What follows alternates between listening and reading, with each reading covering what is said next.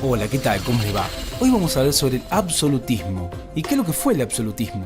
Bueno, el absolutismo fue un tipo de gobierno y un régimen político monárquico típico del antiguo régimen, es decir, el periodo anterior a la Revolución Francesa.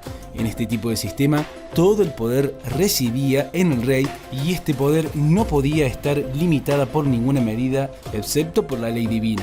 Se decía que el rey tenía linaje divino, diciendo ser la representación divina de Dios, y por tanto no estaba sujeto a las normas terrenales. Este absolutismo dominaría Europa occidental durante 3 siglos, siendo la forma de gobierno más importante de la Edad Moderna.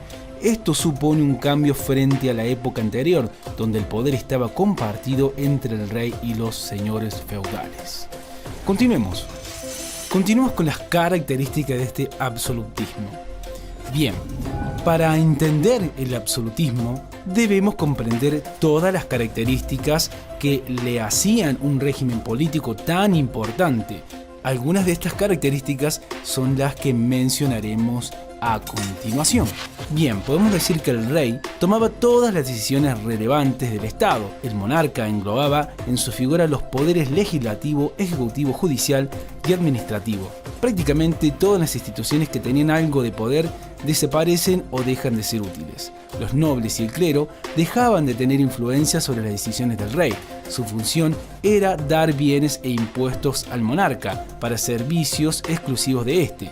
El rey tiene un ejército permanente que le permite mantener el poder y entrar en conflicto con los monarcas de otros estados. Esto es diferente a la anterior época donde el rey debía contar con los ejércitos de su nobleza. Otra característica es que el rey cobra una gran cantidad de impuestos. Estos impuestos permiten mantener el ejército permanente.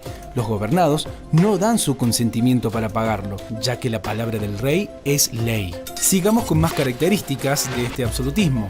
También la Iglesia debía responder exclusivamente a la voluntad del Papa, pero en esta época el poder que ejercía el rey sobre la Iglesia era mucho mayor que en épocas anteriores. El rey era capaz de nombrar y destituir cargos religiosos. Al fin y al cabo se suponía que venía de un linaje divino.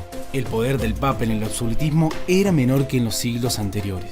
En cuestión económica, contaba con una intervención total del monarca, siendo una economía mercantil. Se debe recordar que en esta época es cuando la burguesía comenzó a tener mayor poder.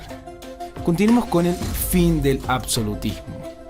Bien, la Revolución Francesa, que puso fin a la monarquía absolutista en este país en 1789 y dio la idea de la Ilustración, por paradójico que parezca, convivió con el absolutismo en otras naciones europeas en lo que se denominó el despotismo ilustrado. Las revoluciones burguesas que barrieron los restos del feudalismo medieval e impusieron las bases del futuro orden capitalista temprano no pudieron deshacerse del todo de las figuras de los reyes. En algunos casos, como la Rusia zarista, perduraron hasta entrando el siglo XX y posteriormente vino la Revolución Rusa. Sin embargo, las revoluciones de 1848, llamada la Primavera de los Pueblos, abolió la Santa Alianza y deshizo el retorno del absolutismo que caracterizó el siglo XIX, con la partida del Congreso de Viena en 1814 a 1815.